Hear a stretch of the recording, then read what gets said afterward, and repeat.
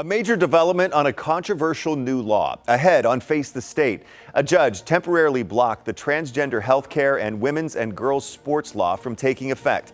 Hear what supporters and opponents of the law say about the decision and the judge's reasoning. Also, honing in on affordable housing. A state Senate committee released nearly 24 recommendations with the goal of providing safe and affordable homes for more Ohioans. Plus, Aisha's Law, an effort to crack down on domestic violence in honor of a woman who died at the hands of her abuser. This is the third time a lawmaker is trying to get it passed.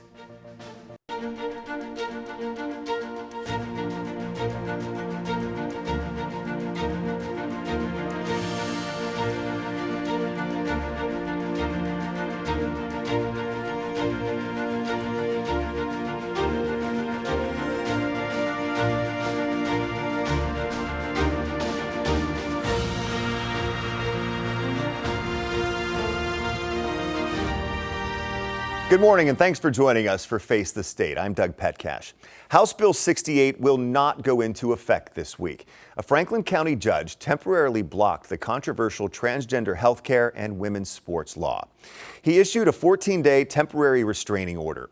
The decision came 3 weeks after the ACLU of Ohio filed a lawsuit asking for the courts to step in.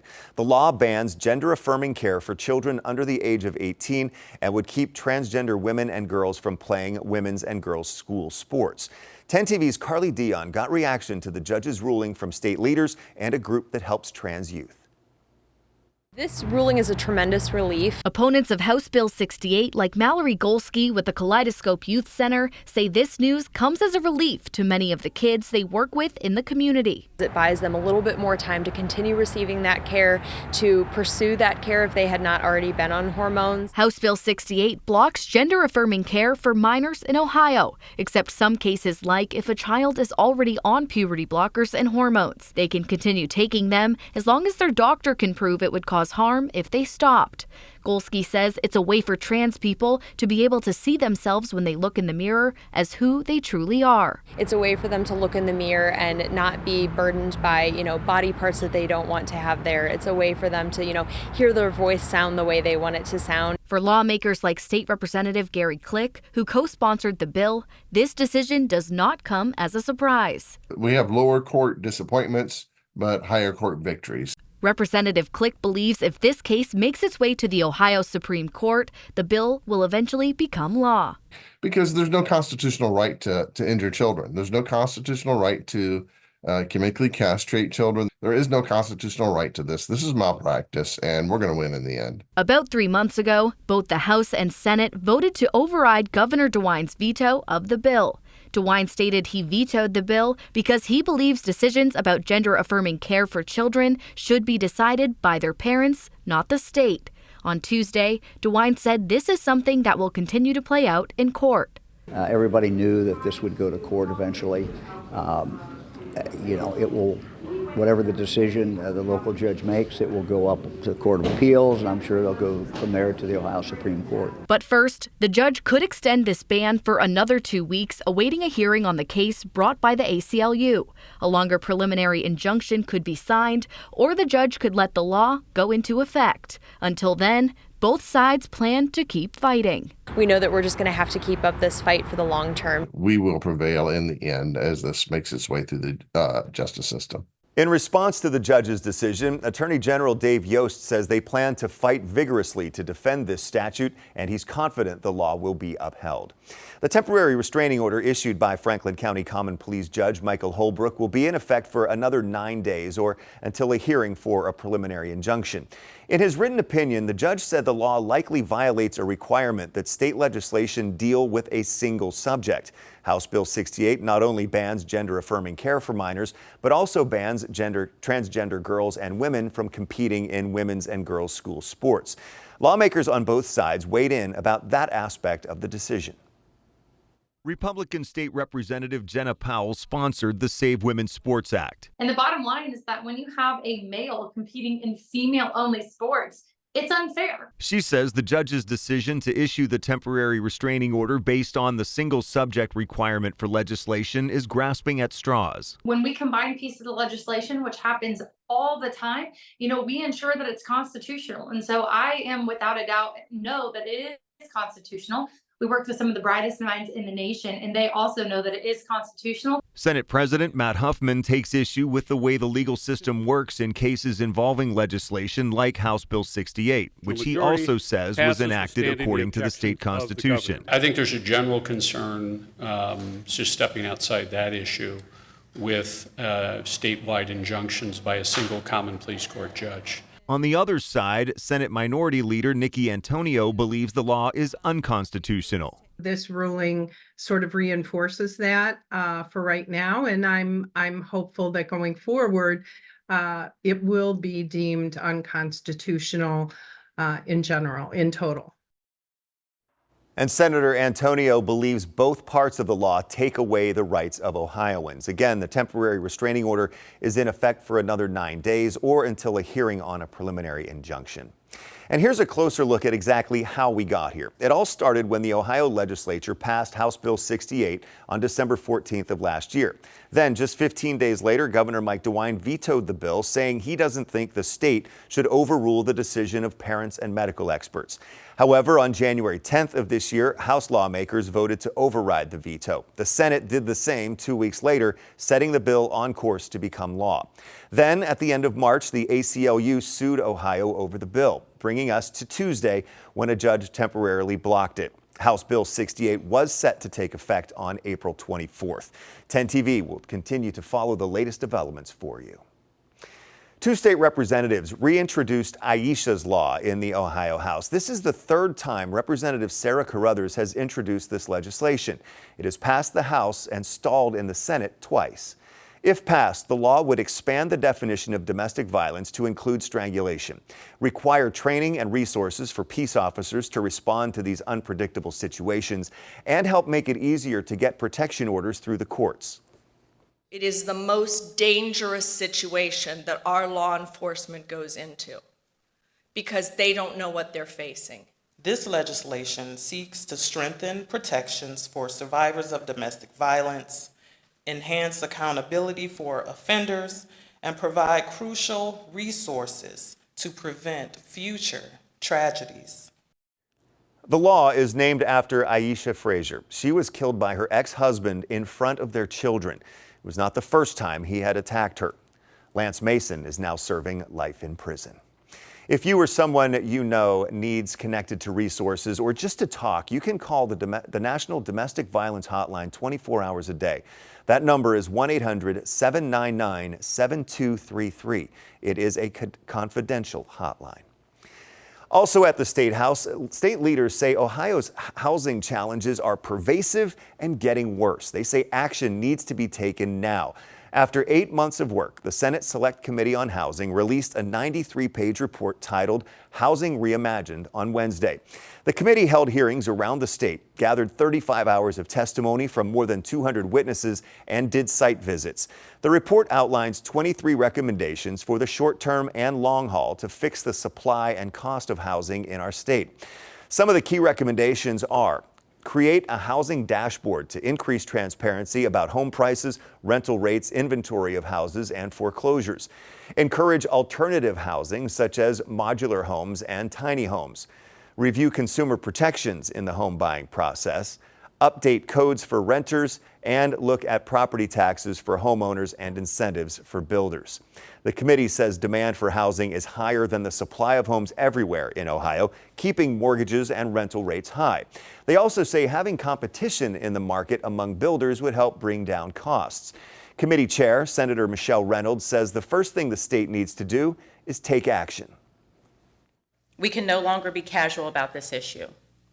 It is a priority, and we need to make it a priority because we're facing challenges that are increasingly getting worse. To be categorically clear, we must recognize there is still work to be done. Together we can build a future where every Ohioan has a place to call home. Senator Reynolds says the first thing the state should not do is disrupt the free market with burdensome housing regulations. Senator Craig introduced 4 bills. She and Senator Craig introduced 4 bills that morning, but the committee acknowledges it will take a long time to fix the housing challenges. They're looking at it as having goals for 6 months, 2 years, or even up to 10 years, but they say this is a start. Still ahead on Face the State, reducing gun violence in Ohio. 30 years after a task force tried to enact solutions, there's a push to create a new task force. What its focus will be. But first, the governor says it's a big change for how children on Medicaid are treated. He says the focus will be on well care instead of sick care. Those involved with putting the new initiative together for all kids in Ohio join me next to explain how it works and what its goals are.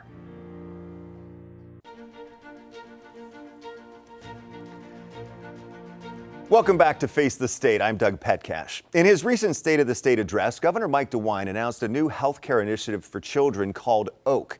OAK stands for Outcomes Acceleration for Kids Learning Network. He says it's not about focusing on sick care, but on well care. Historically, our system has paid for healthcare providers to provide care when you need that care. We don't generally reward doctors for actually keeping you healthy. Well, we're changing that in a very, very big way. The governor calls it a first-of-its-kind partnership between the Ohio Department of Medicaid, the Ohio Children's Hospitals, and the Medicaid Managed Care Plans to change how health care for children is delivered and coordinated. He says it will prioritize better management of childhood asthma, annual well care visits for babies and adolescents, follow-up care for families after they leave the emergency room when their child has a mental health crisis, and access to the latest life-saving treatments for kids living with sickle cell disease.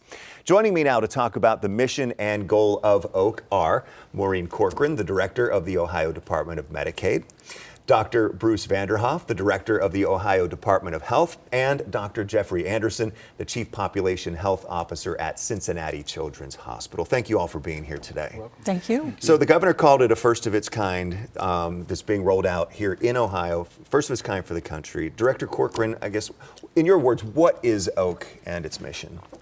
Well, first, thanks for having us. You're welcome. So OAK is really 4 things. Number 1, it is focusing on certain childhood conditions that affect a large number of children. Second, using a very deliberate quality improvement science. 2, third, make measurable improvements over targeted measured improvements over several years. And most importantly, to do it in partnership with family members, with clinicians from the children's hospitals in Ohio, and with the managed care plans who provide services. And Dr. Vanderhoff, why is this needed right now? Well, Doug, the reality is that change in medicine is hard, and it can take a very, very long time. There are lots of studies that show that it can take more than a decade for real meaningful change to happen in healthcare, even after we know something is going to benefit patients. And the reason for that is it's so complex.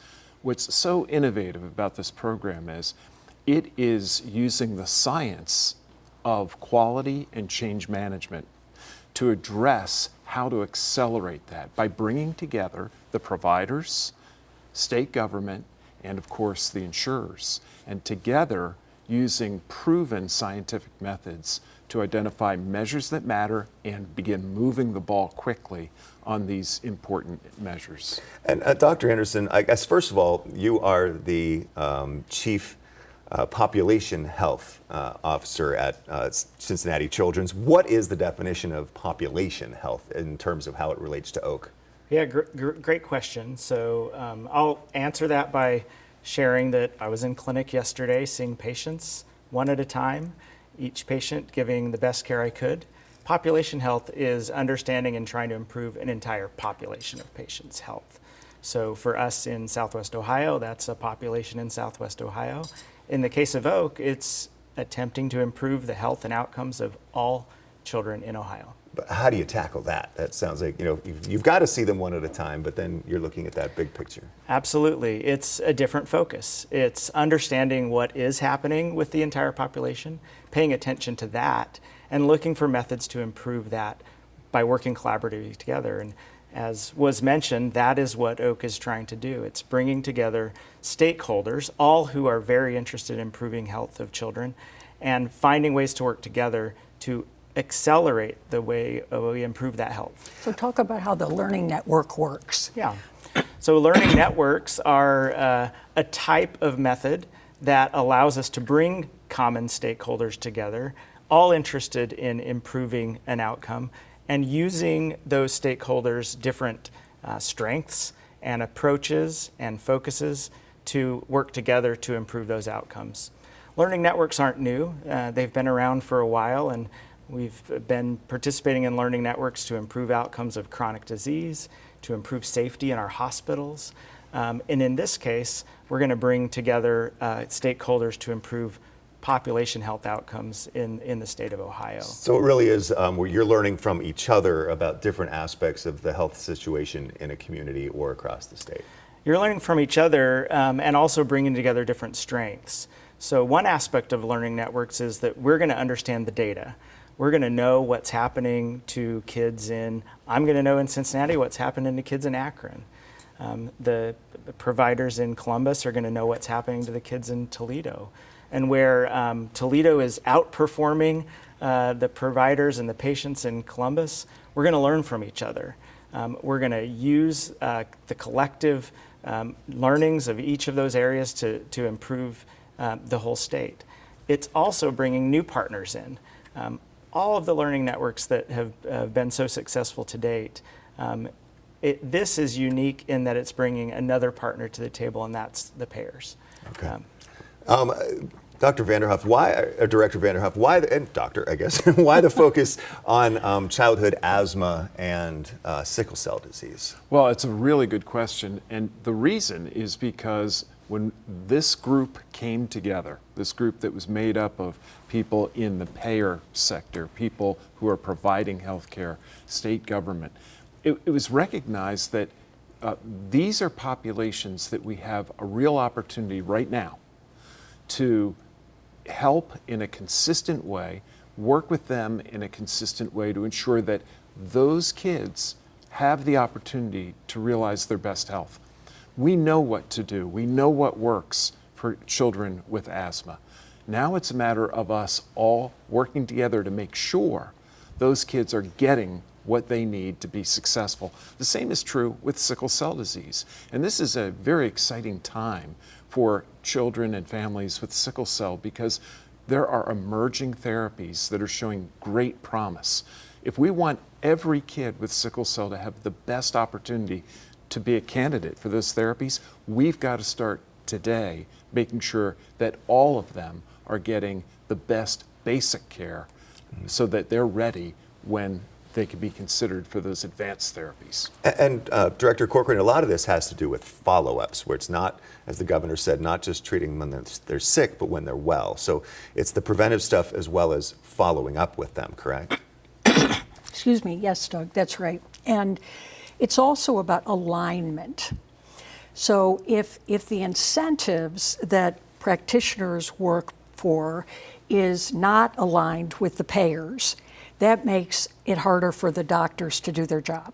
So it is about the continuity of care, it's about engaging the consumer and their family in the care, but it's also about having the payers at the table to say, and I love the example of asthma that the governor used. Often when we get a medication from our insurer, you can't get a duplicate until the medicine runs out, right? Right. Well, if you have a young person with asthma, they may need to have a second inhaler in their gym bag with them, Right. even though they have one at home. So having the payers there, excuse me, to be able to say, hey, if we could do this differently, or if you could pay physicians differently, that helps to align everyone's incentives. Is that really what kind of makes this all come together and makes it unique, is that you have the insurers on board this team? Yes, and as Dr. Anderson said, the science and the Learning Network has been really perfected, particularly with the leadership of Ohio's children's hospitals. What is different here is that all the children's hospitals, plus all of the Medicaid managed care plans, payers, and the state, payers and policymakers are coming together in a very transparent way. So all the data that competitors usually don't want to share, we're putting it all on the table and saying, let's really work on moving these numbers forward. So all of the children's hospitals in the state are on board? All the children's hospitals have signed on, yes. So Jeff, a good example of what Director Corcoran is pointing to is this. We talked about asthma. We talked about how important it is for those kids to have access to their inhaler, for example, when they need it. Well, the Department of Health works with schools and educators and school nurses all across the state.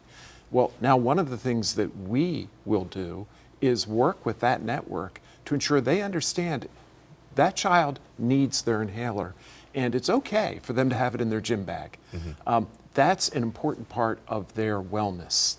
And it's bringing all those pieces together that is what will make the difference. And just quickly, this is not only for children and families who are on Medicaid. This is going to be a philosophy that pervades the state, correct? Yes. If kids come in to see Dr. Anderson, he doesn't look at whether they're on Medicaid or not. So the improvements in care will benefit every child who comes to their organization or to Dr. Anderson's practice. So Dr. Anderson, will a family see any difference that would be noticeable to them when they come in with this system in place? You know, they come in for an appointment.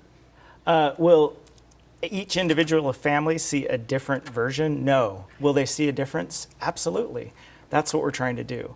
We are trying to change systems for better outcomes for families. So we absolutely want to change what they're going to see. But it won't be different for a patient on this insurance or on this insurance. And this is brand new right now. It's rolling out as we speak, right? It's already underway. Okay. And I also learned something today. I'm the only one on set who's not wearing a bow. Oh, it's Director Corcoran, but no bow tie. The two doctors are. But there's actually not only a sartorial reason, but a medical reason for this, correct? That's right. That's right. So many of us began wearing bow ties when we were in our training because they don't get into the work you're doing. If you're bending over a bed and examining patients, it's not drooping. If you're taking care of a child, they're not tempted to yank on it. Got to keep it clean and safe. Clean right? and safe. All right. Well, all three of you, thank you so much for sharing your knowledge about this brand new program called OAK and its rollout as it's happening right now. Thank you. Thank you. All right. Thank you. Well, still ahead on Face the State. A renewed push to put a focus on gun violence and to find ways to reduce it here in Ohio. Stay tuned.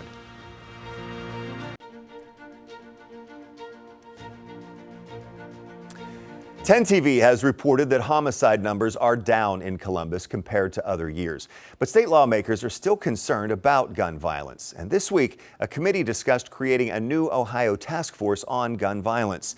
Testimony took place Tuesday in the House Government Oversight Committee for House Bill 421. The task force mission would be to examine the prevalence of gun violence in Ohio and look at ways to reduce it. A report will then be filed detailing the findings and recommendations. The bill's primary sponsor says there is a need for a new conversation that digs deeper into the problem. This is not just legislation that we're going to just focus on gun violence. We want to focus on the root cause of gun violence. Ohio Representative Darnell Brewer of Cleveland says Ohio had a gun violence task force back in 1994. It lasted 90 days and recommendations were never implemented.